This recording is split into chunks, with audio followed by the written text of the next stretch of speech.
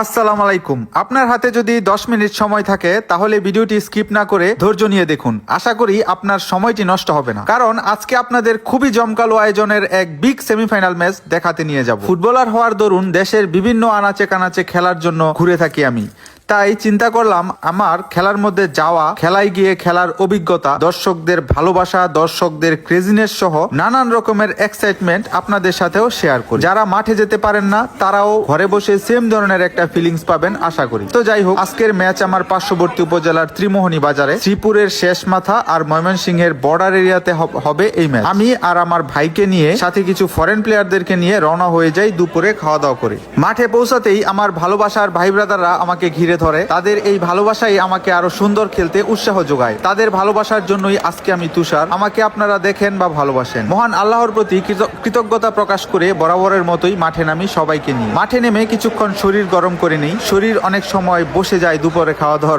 করার পর আর কি। সো ফ্রি হয়ে নেওয়াটা খুবই জরুরি।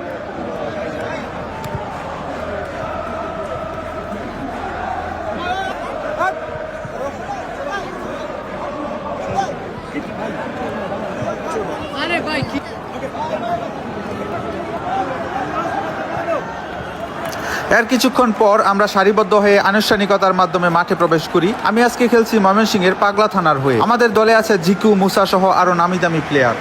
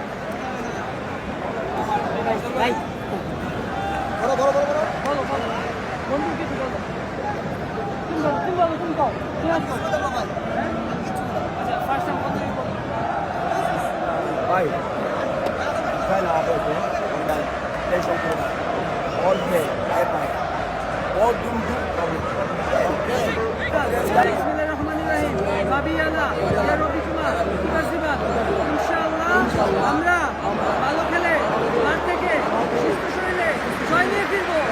আমিন। আমরা সবাই মিলে মহান আল্লাহকে স্মরণ করি, আল্লাহর কাছে জয়ের আশায় দোয়া চেয়ে খেলা শুরু করি। এই সময়টা আমাদের জন্য খুবই রোমাঞ্চকর। শরীর